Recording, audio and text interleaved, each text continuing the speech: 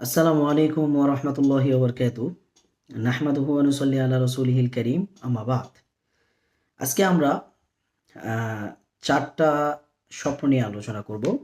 এই স্বপ্নগুলো যদি কোনো ব্যক্তি বারবার দেখেন, তবে এখানে একটা কথা হলো যে এই ৪ টা স্বপ্ন একসাথেই দেখতে হবে বিষয়টা এমন না।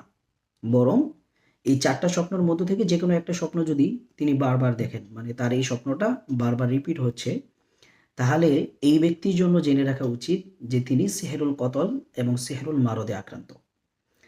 তো এখানে আমরা আরেকটা বিষয় ক্লিয়ার করি, সেটা হলো যে সেহরুল কতল মানে কি? সেহরুল কতল মানে হচ্ছে যে কোনো ব্যক্তিকে হত্যা করার জন্য জাদু করা হয়েছে, এটাকেই সেহরুল কতল বলে। আর সেহরুল মারদ মানে হচ্ছে কোনো ব্যক্তিকে অসুস্থ বানিয়ে রাখার জন্য জাদু করা হয়েছে, এটাকে বলা হয় সেহরুল মারদ।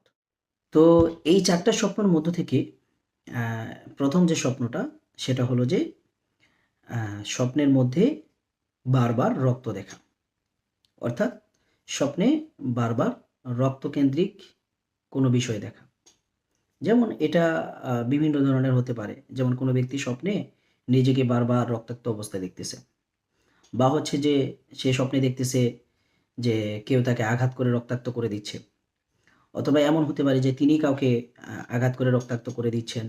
অথবা এমন হতে পারে তার নিকট কোনো আত্মীয়, যেমন তার ভাই বা তার মা বা তার বাবা, এই ধরনের কাউকে নিয়ে সে এই রক্তকেন্দ্রিক স্বপ্ন দেখতেছে। এইরকম যদি হয় তাহলে বুঝতে হবে যে এই ব্যক্তি আ এবং হচ্ছে যে এখানে যে বিষয়টা আমি বারবার ফোকাস করতেছি সেটা হলো যে এই ধরনের স্বপ্নগুলো বারবার দেখা। মানে রক্তকেন্দ্রিক স্বপ্ন তিনি বারবার দেখতেছেন। এই স্বপ্নগুলো রিপিট হবে। মানে ১ বার ২ বার দেখছে বিষয়টা এমন না। বারবার যদি দেখে তাহলে বুঝতে হবে যে এই ব্যক্তিটা সেহরুল কতল এবং সেহরুল মারদে আক্রান্ত। ২য় স্বপ্নটা হলো যে স্বপ্নে বাথরুম দেখা এবং হচ্ছে যে আ নোংরা স্থান অথবা হচ্ছে নাপাকি বা অপবিত্র বস্তু দেখা। যেমন কেউ স্বপ্নে হচ্ছে যে আ পিরিয়ডে রক্ত দেখতেছে বা অনেকে পুরুষদের সিমেন্ট দেখতে পারে বা হচ্ছে যে উম যেটাকে কবিরাজদের ভাষায় পঞ্চরস বলা হয়। হুম? পঞ্চরস মূলত হচ্ছে যে প্রস্রাব, পায়খানা, আ এরপরে হলো যে আ পুরুষের সিমেন্ট, এরপর হলো যে আ আপনার আ পিরিয়ডের রক্ত এবং হচ্ছে নেফাসের রক্ত যেগুলা, এটাকে পঞ্চরস বলা হয়। তো এই ধরনের যে অপবিত্র জিনিসগুলা, এগুলো মানে এগুলো দেখা স্বপ্নে, হ্যাঁ? মানে এটাকে নাজাসাত বলে, হ্যাঁ? এটাকে আরবিতে নাজাসাত বলে আরকি। এই নাজাসাত কেন্দ্রিক কোনো স্বপ্ন দেখা। যদি এই ধরনের কোনো স্বপ্ন কোনো ব্যক্তি বারবার দেখে, তাহলে ওই ব্যক্তি কি সেহরুল কতল এবং সেহরুল মারদে আক্রান্ত। ৩য় নম্বর স্বপ্নটা হলো স্বপ্নে পিন ফুটানো বা হচ্ছে সুই বিঁধানো কোনো পুতুল বারবার দেখা। মানে একটা পুতুল তিনি স্বপ্নে বারবার দেখেন, যেটার মধ্যে কি করা আছে? পিন ফুটানো আছে বা হচ্ছে সুই বিঁধানো আছে। এই ধরনের মানে সুই বিদ্ধ করে দেওয়া হয়েছে, ফুটিয়ে দেওয়া হয়েছে। এই ধরনের কোনো পুতুল, জাদুর পুতুল বারবার তিনি স্বপ্নে দেখতেছেন। তাহলে বুঝতে হবে যে এই ব্যক্তিটা সেহরুল কতল এবং সেহরুল মারদে আক্রান্ত। ৪র্থ নম্বর স্বপ্নটা হলো স্বপ্নে কুকুর দেখা বারবার। এই কুকুরটা বিভিন্ন রঙের হতে পারে। যেমন কালো রঙের হতে পারে বা হচ্ছে পীত বর্ণ বা হলুদ বর্ণ বা কমলা কালারের মতো হতে পারে। অথবা হচ্ছে যে লাল কালারের হতে পারে অথবা সাদা কালারের হতে পারে। এবং এটার আকৃতিটা অনেক সময় অনেক বড় হতে পারে, আবার অনেক সময় স্বাভাবিক হতে পারে, আবার অনেক সময় অনেক ছোটও হতে পারে। কুকুরের বাচ্চাও হতে পারে।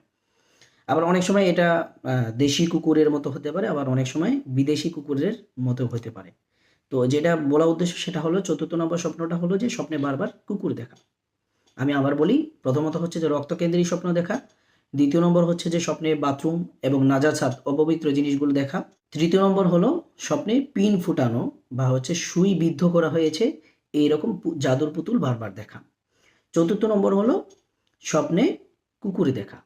এই ৪ টা স্বপ্ন যদি কোনো ব্যক্তি বারবার দেখেন বা এগুলোর মধ্যে থেকে যেকোনো একটা স্বপ্ন যদি কেউ বারবার দেখে, তাহলে তিনি সেহরুল কতল এবং সেহরুল মারদে আক্রান্ত। আচ্ছা, এটা তো গেল হচ্ছে যে স্বপ্নকেন্দ্রিক একটা বিষয়। তো বাস্তব জীবনে বা হচ্ছে যে জাগ্রত অবস্থায় এই ধরনের পেশেন্ট যারা হচ্ছে সেহরুল কতল বা সেহরুল মারদে আক্রান্ত, তাদের মধ্যে আরো কিছু সিম্পটম দেখা যায়, যেগুলো আমরা ২ টা ভাগে ভাগ করব। ১ম নম্বর হচ্ছে যে এই ধরনের ব্যক্তিরা বিভিন্ন ছোট অথবা বড় রোগে দীর্ঘদিন থেকে ভোগেন, কিন্তু যখন তারা ডাক্তারের শরণাপন্ন হন এবং ডাক্তার যখন বিভিন্ন পরীক্ষা নিরীক্ষা বা টেস্ট দিচ্ছে, তো সম্পূর্ণ টেস্টগুলো একবারে নর্মাল আসে, মানে টেস্টের মধ্যে কোনো রোগ ধরা পড়ে না, এই অবস্থাটা হয়। এর মধ্যে আরেকটা বিষয় হয়, সেটা হলো যে তার রোগটা ধরা পড়েছে, মানে তিনি সমস্যায় ভুগতেছেন। তো তিনি ডাক্তারের শরণাপন্ন হওয়ার পরে ডাক্তার যখন টেস্ট দেন, টেস্টের মধ্যে তার রোগটা ধরা পড়েছে বা ডাক্তার তার অভিজ্ঞতার আলোকে তার সমস্যাটাকে ধরতে পেরেছেন। কিন্তু পরক্ষণে যে ঘটনাটা ঘটে সেটা হলো যে ডাক্তাররা বলে থাকেন যে আপনার এই রোগ মানে অন্তত আপনার হওয়াটা স্বাভাবিক না। যেমন আমি একটা এক্সাম্পল দিই, একটা ঘটনা বলি। সেটা হলো আমার এক পেশেন্ট, তিনি আমার কাছে রুকিয়া করতে এসেছিলেন। তো তিনি আমার সাথে একটা ঘটনা শেয়ার করেছিলেন। সেটা হলো যে একবার তিনি ডাক্তারের কাছে গিয়েছিলেন। তো তার প্রবলেম ছিল যে তার প্রাইভেট পার্টে, তিনি পুরুষ ছিলেন, তার প্রাইভেট পার্টে এক ধরনের ঘা হয়েছিল। এই ঘাটা যখন ডাক্তার দেখেছিল, দেখার পরে বলতেছিল যে আপনার তো এই ঘাটা হওয়া আপনার সাথে যায় না। এরপরে এই ডাক্তার তখন একটু লজ্জার সাথে বলেছিল যে আপনি কি প্রস্টিটিউট বা প্রস্টিটিউট এদের কাছে যান কিনা? তো ওই ভাই বলেছে যে আমি তো দূরে থাকি, আমার ১৪-২০ মধ্যে এরকম কেউ প্রস্টিটিউট এদের কাছে যায়নি। হ্যাঁ, প্রস্টিটিউট মানে কি এটা একটু গুগলে সার্চ করে জেনে নেবেন। তো এখানে আমার যে বলার উদ্দেশ্য সেটা হলো যে ডাক্তারের ভাষ্যমতে এটা যদি এই রোগটা বা এই ঘাটা ওই সমস্ত লোকদের হয়, ওই সমস্ত পুরুষদের হয় যারা কি প্রস্টিটিউট মহিলাদের কাছে যায়। এছাড়া এই ঘাটা হওয়া সম্ভব না। তো আমার দ্বিতীয় পয়েন্টটা ছিল এটা, যে এমন একটা রোগ ধরা পড়ে যেটা ওই ব্যক্তির পক্ষে হওয়া সম্ভব ছিল না। এই ধরনের অজানা মানে রোগ ধরা পড়ে যায়। বা যে এটার কারণ মানে রোগটা কেন হয়েছে? এই যে আমি বললাম যে এই যে একটা উনি সমস্যায় আক্রান্ত হয়েছিলেন, এক ধরনের ঘা হইছে। তো এই ঘাটা উনার কেন হলো? উনার তো হওয়ার কথা ছিল না। কারণ তিনি প্রস্টিটিউট মহিলাদের কাছে যেতেন না। তাহলে উনার কেন হলো? এই যে কেন হলো এটার কারণটাই খুঁজে পাওয়া যায় না। তো পরবর্তীতে যখন আমি ওনার রুকিয়া করি, তখন রুকিয়াতে মূলত বিষয়টা উঠে আসে যে এটা ওনার সেহরের কারণে হয়েছিল এবং শরীরে যে শয়তান জিন ছিল সেটার কারণে হয়েছে। তো এখানে আরেকটা বিষয় হয়, সেটা হলো যে মেডিকেল টেস্ট করার পরে রোগ ধরা পড়েছে। কিন্তু এই রোগটাকে যখন তিনি নির্মূল করতে যাচ্ছেন, যখন এটা থেকে তিনি সুস্থতা লাভ করতে যাচ্ছেন, তখন দেখা যাচ্ছে যে তিনি অভিজ্ঞ ডাক্তারদের সাজেশনে থেকে তাদের সাজেশনগুলোকে ফলো করতেছেন। তাদের বাতলে দেওয়া মেডিসিনগুলো খাচ্ছেন। কিন্তু কোনোভাবেই তার যে রোগটা ধরা পড়েছিল সেটা কোনোভাবেই কিওর হচ্ছে না। সেটা থেকে তিনি কোনোভাবেই সুস্থতা লাভ করতেছেন না। মানে ঔষধ কাজ করতেছে না। এই ধরনের একটা অবস্থা তৈরি হয়। দ্বিতীয় যে বিষয়টা সেটা হলো যে এই ধরনের ব্যক্তিদের আরেকটা সিম্পটম হয় বাস্তব জীবনে, সেটা হলো যে একের পরে এক রোগ লেগে থাকে। মানে কিছুদিন আগে উনার একটা রোগ হয়েছিল, ওইটা থেকে উনি সুস্থ হয়ে গেছে আল্লাহর হুকুমে। দেখা যাচ্ছে যে এরপরে আরেকটা অসুখে তিনি আক্রান্ত হয়ে গেলেন।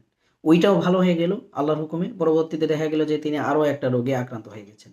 মানে এইভাবে তার জীবনে একের পরে এক রোগ, মানে এটা একটা সাইকেলের মতো হয়ে যায়। মানে একের পরে একটা রোগ চলতেই আছে, চলতেই আছে, চলতেই আছে। মনে হচ্ছে যে এটার কোনো শেষ নেই। মানে একটা রোগ থেকে ভালো হচ্ছে, আবার আরেকটাতে আক্রান্ত হয়ে যাচ্ছে। এইরকম অবস্থা মানে তৈরি হয়ে যাওয়া। মানে রোগ ছাড়া উনি মানে রোগ কেমন যেন উনার পিছুই ছাড়তেছে না। মানে উনি একটা থেকে সুস্থতা লাভ করতেছেন আল্লাহর হুকুমে, আবার আরেকটাতে আক্রান্ত হয়ে যাচ্ছেন। এই ধরনের অবস্থা তাদের তৈরি হয়। তো এই যে বাস্তবিক জীবনে ২ টা সিম্পটম বললাম এবং যে স্বপ্নকেন্দ্রিক যে ৪ টা বিষয় বললাম, এগুলা যদি কোনো ব্যক্তির মধ্যে থাকে তাহলে তার জানা উচিত যে তিনি সেহরুল কতল এবং সেহরুল মারদে আক্রান্ত। তো এই ক্ষেত্রে আ কোনো অভিজ্ঞ রাকির সাজেশনে থেকে কোনো অভিজ্ঞ রাকির সাথে পরামর্শ করে তার উচিত নিজের ট্রিটমেন্টকে কন্টিনিউ করা। ইনশাআল্লাহ আল্লাহ সুবহানাহু ওয়া তাআলা আ তিনি যদি রুকিয়া শারঈয়া গ্রহণ করেন তাহলে আল্লাহ তাআলা তাকে সুস্থতা দান করবেন বিইজনিল্লাহ।